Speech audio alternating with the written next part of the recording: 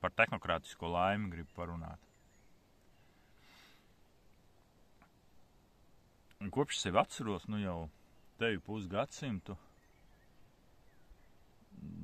visas iespējamās varas, ne tikai Latvijā, bet tas ir iekārtots, ka visā pasaulē, ir balstīts uz solījumiem. To mēs redzam katrās vēlēšanās, un pirms ievēlēšanām šī solījumi ir visdāsnākie.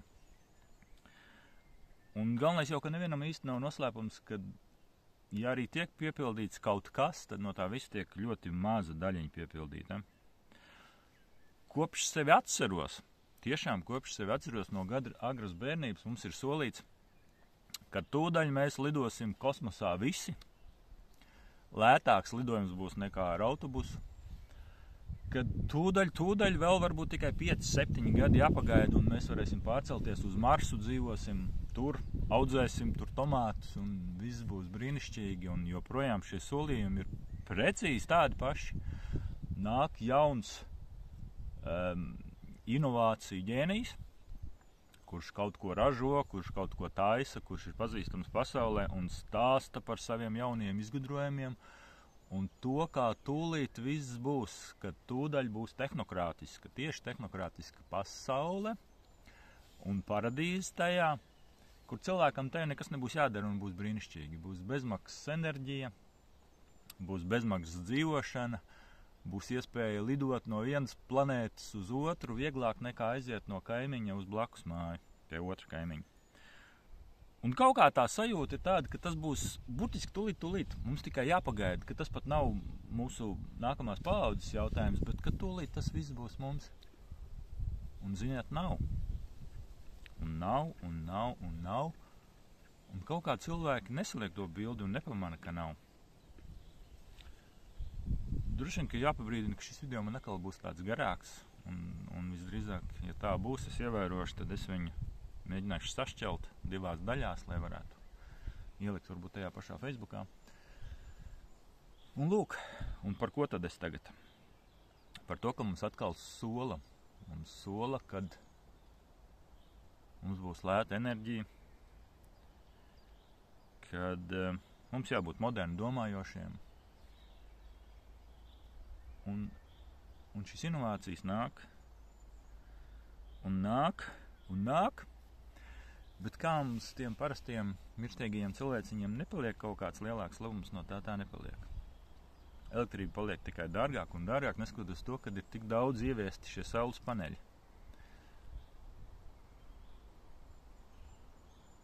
Un laikam jau gribās parunāt par šīm tehnoloģijām kā tādām,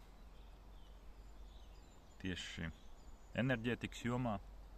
Varbūt ne visiem ir zināms, ka mana pamat izglītība ir tieši enerģētikas jomā. Esmu inženieris enerģētiķis pēc pamat izglītības un lielu savas dzīves daļu šajā sfērā esmu strādājis. Un tāda interesanta likumsakarība, kad savu diplomu darbu aizstāvēju tieši vēja ģeneratoru inovāciju sfērā. Kādreiz, kad vēl biju jauns un ar sirsniņu tām visam ķēros klāt, likās tiešām, ka tas kaut kas tāds inovatīvs un kaut kas tāds progresējošs, kas cilvēkiem varētu nest vērtību un labumu, bet gadiem ejot, tu redzi, ka tas tā gluži nav, un tas, ko mums māca, tas īsti neatbilst patiesībai.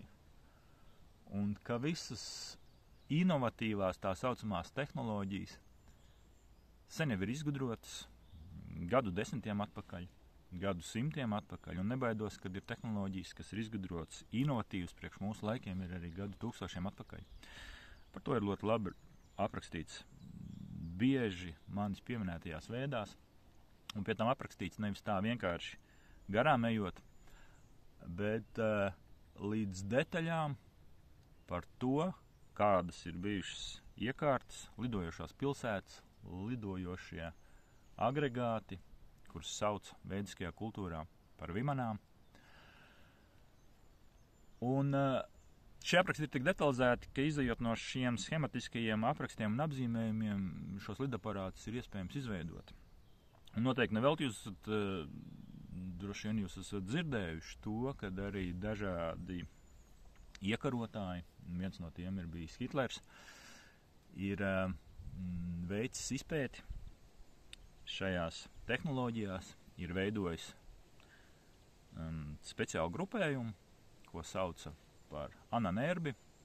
Tā nav ezotērika, tas ir vēsturiski pierādāms un izpētāms un apskatāms un atrodams dokumentāli.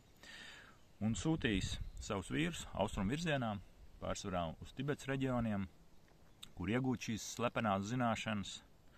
Un visdrīzāk, kad viņam arī ir izdevies, izejot no šiem schematiskajiem rasējumiem un aprakstiem, izveidot unikāls iekārtas. Jo pasaule jau pat pa sevi parāda, ka tas, kas mums tiek pasniegts un pamests, ir ļoti maza daļiņa no tā, kas vispār cilvēcei ir pieejama jau ļoti sen un kas ir izgudrota. Mēs pat varam pēc savas sadzīves salīdzināt, ka tās elektroniskās ierīces un iekārtas, kas ir apskatāmas kā ļoti inovatīvas, kā ļoti jaunas, mūsu tirgū iznākam šobrīd, ir bijušas jau gadus 15 atpakaļ. Teiksim, Japānā. Japānas tirgus ir slēgts un pasargāts, un visas inovācijas var ļoti labi apskatīties tur, aizbraucot kā uz nākotni. Un tādu pašu analoģiju mēs varam patīt uz priekšu, ka tās unikālās tehnoloģijas, kas ir apskatāmas un redzamas tieši šobrīd Japānā, jau gadus 11 un 20 ir pieejamas bijušas armijas tehnoloģijām. Un vēl patinošu analoģiju, kas ir visas nopietnākās un pieejamākās armijas tehnoloģijām, iespējas acīm redzot ir kaut kādai vadošai, pārvaldošai daļai pieejams, es pat gribētu teikt, gadus 50 un 100 uz priekšu, kā tās ir tajās pašās armijas tehnoloģijās. Un ko tas nozīmē? Ka tas, kas mums parastam lauku cilvēkam, ejot atvērtu muti un redzot to saucamos neidentificētos lidojušos objektus vai kaut kādas citas dabas parādības, visdrīzāk tās ir parastākās tehnoloģijas, kas ir kādai sabiedrības daļai sen pieejams un aktīvi izmantojams. Un tas viss, kas tiek parastajiem, tā saucamajiem mirstīgajiem, ir ļoti skumjas atbiras un pabiras, kas tiek pasniegts kā kaut kas inovatīvs, lai to varētu šķietami izmantot tautsaimniecības labā.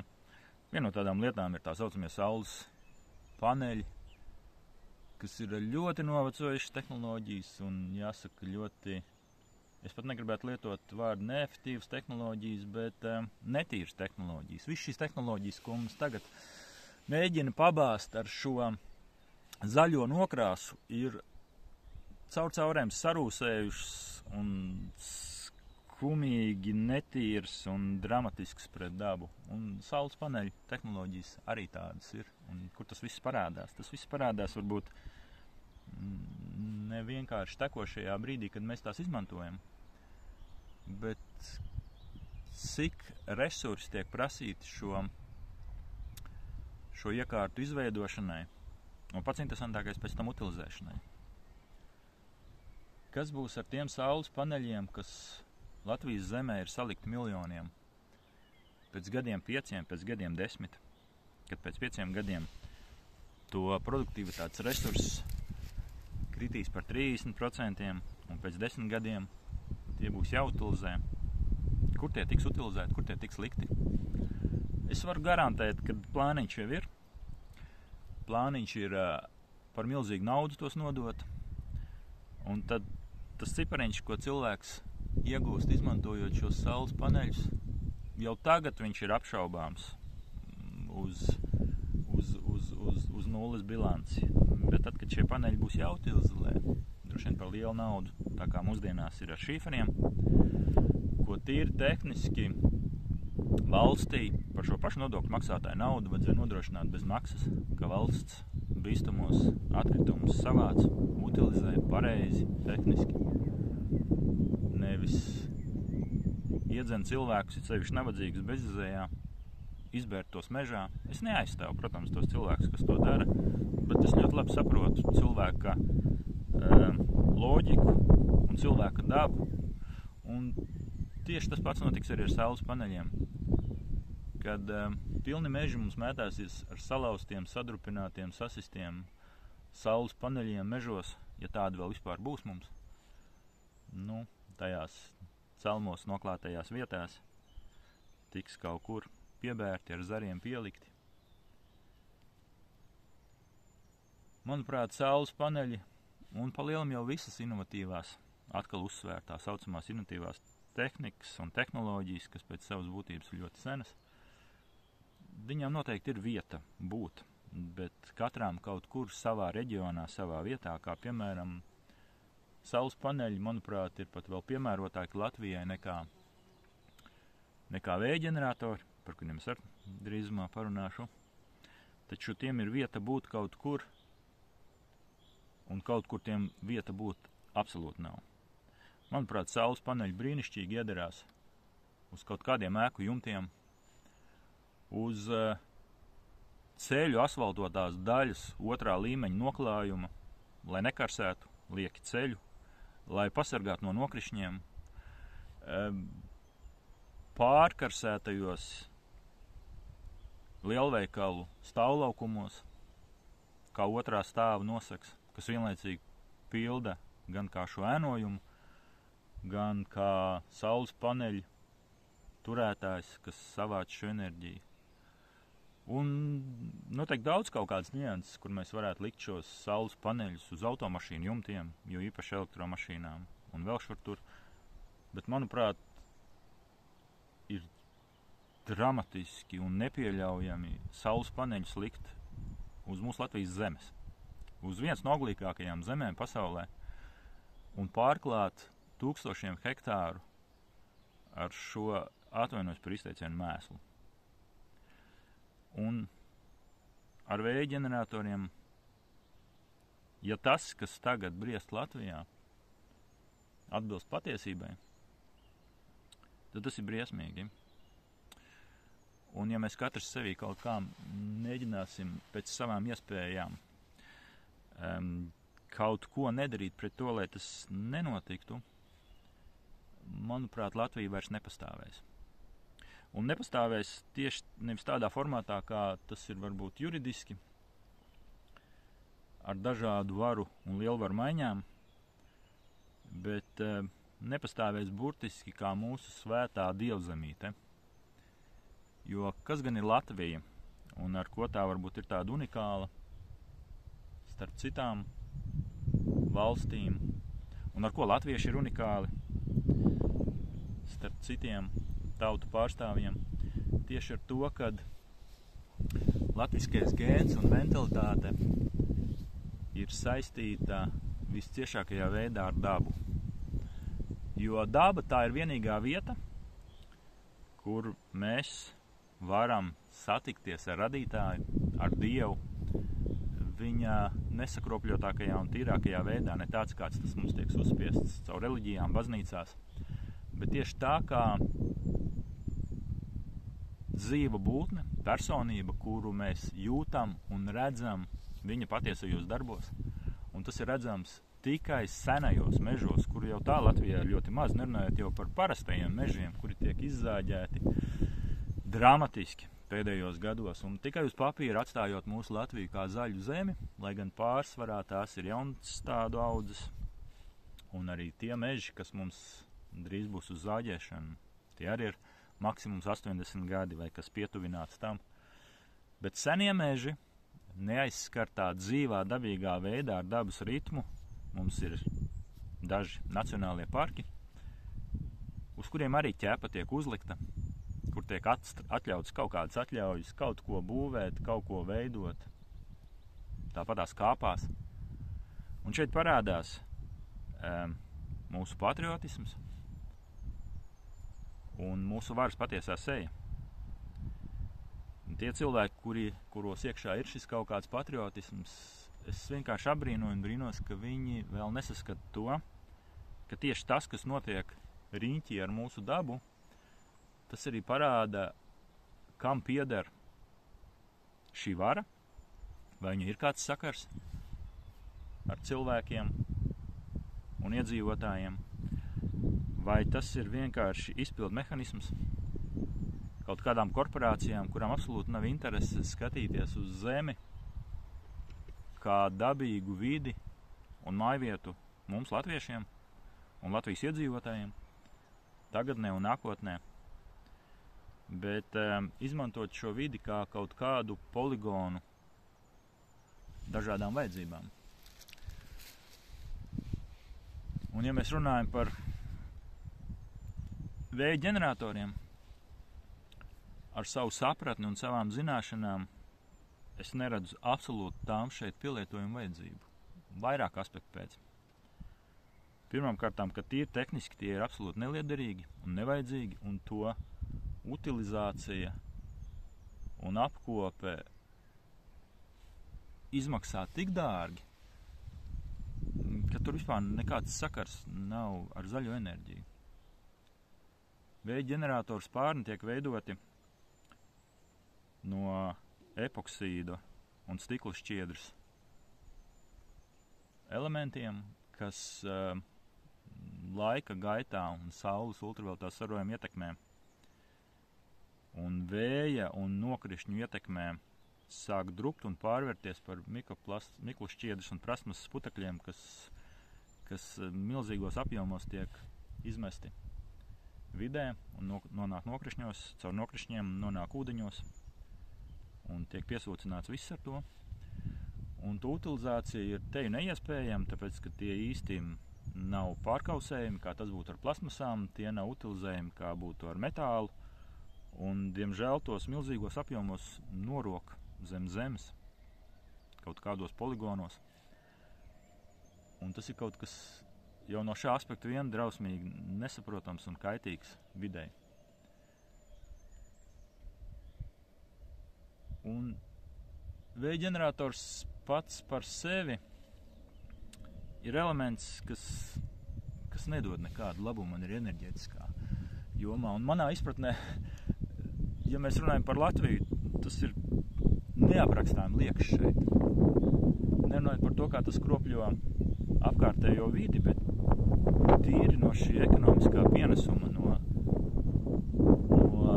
enerģētikas, ko tas dod. Mums Latvijā ir, kas, protams, nav labākās, bet viņas mums ir enerģijas avoti, tādi kā hesi un tādi kā teci, kas pilnīgi nodrošina, lai ko arī kāds mēģinātu stāstīt un apelēt, bet šīs esošās iekārtas pilnīgi nodrošina tās vajadzības, kas mums ir vajadzīgas Latvijai, un vēl paliek pāri, ko tirgot.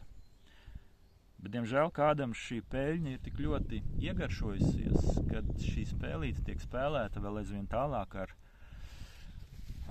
saules paneļiem un vēja turbīnām. Un, ja mēs šķetrinām šo tēmu vēl platāk, tad mēs nonākam pie tā, ka mūsdienu laikmets, kas ir mākslīgā intelekta laikmets, pieprasa milzīgus enerģētiskos resursus, gan kaut ko darbināt, gan kaut ko dzesēt.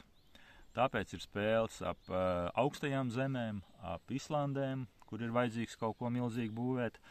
Tāpēc ir spēles ap dažādiem tā saucamajiem alternatīvajiem avotiem, kā piemēram saules paneļi, vēja parki un vēl viss kaut kas cits, kas nenes absolūti nekādu labumu tiem cilvēkiem, kas dzīvo vietās, kur kaut kas šāds tiks izveidots. Un, ja tam būtu saistība kaut kāda ar cilvēkiem, ja tam būtu saistīta ar varu interesi pār mums, tad mums būtu elektrība par brīvu. Un kas tīri faktiski ir nodrošināma viegli un ekonomiski pamatojami jau no esošiem resursiem, kas mums ir pieejami jau bez saules paneļiem, ar šiem pašiem iepriekš manis minētajiem teciem un hesiem. Pilnīgi viegli būtu nodrošināma katra saimniecība ar, teiksim, 300 kWh bez maksas. Līdzīgi kā tas ir valstīs, kas iegūst naftu, ka viņiem bez maksas ir attiecīgs apjoms ar degvielu, vai vēl dažādas dividendes un plusi. Vai kāds no Latvijā dzīvojošiem saņem dividendes par Latvijas valsts milzīgos tempos izzāģētiem mežiem un par elektrību, kas jau ļoti par ļoti dārgām cenām tiek tirgotas biržās un tieši par tādām pašām cenām atpakaļ Latvijas iedzīvotājiem. Un vai jūs tiešām ticat, ka tad, kad šeit Latvijā būs simtiem un tūkstošiem megavatīgu vēja ģeneratoru, kad jums un mums elektrība tiks lētāka? Nu nē, esam naivi.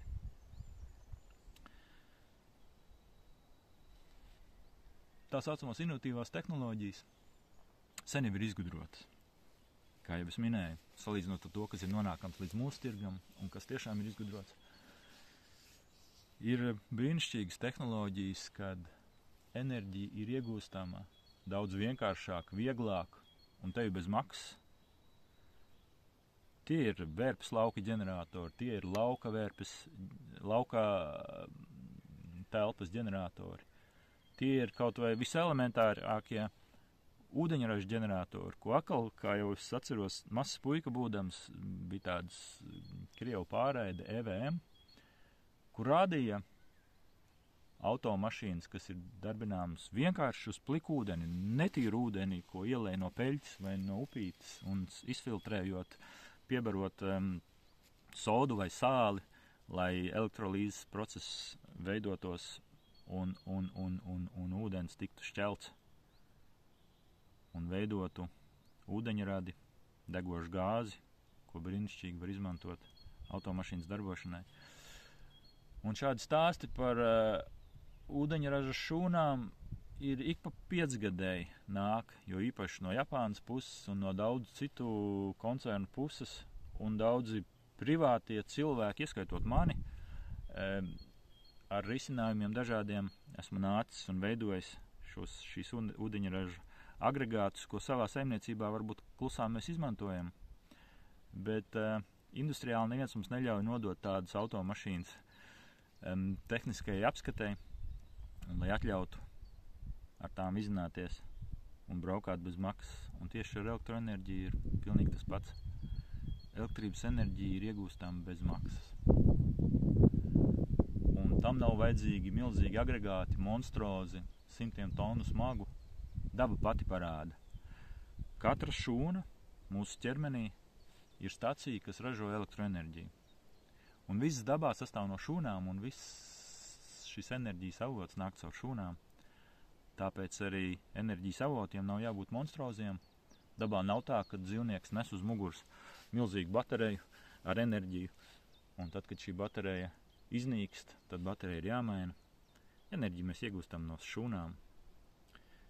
Un tāpēc arī šīs tā saucamās inovatīvās tehnoloģijas, viņas visefektīvākās ir dažādi šūnu pakešu elementi, kas var katrā saimniecībā atrasties pilnīgi neredzami un iegūt daudz lielāku enerģijas apjomu, nekā to mums piedāvā mūsdienu alternatīva enerģijas avoti. Un tas pats attiecas arī par saules paneļiem. Šie saules paneļi, kas dotajā brīdī tika miljoniem sagrūstu Latvijā, ir ārkārtīgi un sena novecojusi degradēta tehnoloģija. Jebkurš cilvēks, kas ir kaut kādā inovāciju sfērā, interesējās un zinošs, zina, kad ir dažādi citi risinājumi tajā pašā saules enerģijas uzņemšanas veidā, daudz kompaktāki, mazāki, tā saucamā diožu principā agregāti, kas teiksim, šāda kūlīša lukturis var saņemt saules enerģiju 9-10 kW apjomā, un kas aizņem vietu 1/1000 no tā saules paneļu klājuma, kas ir uzlikts virsū uz jumtiem vai uz mūsu laukiem.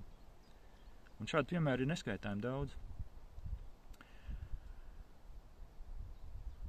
Un šeit es laikam pārtraukšu savu video, jo nu jau te 25 minūtes ir, un paturpināšu nākamajā.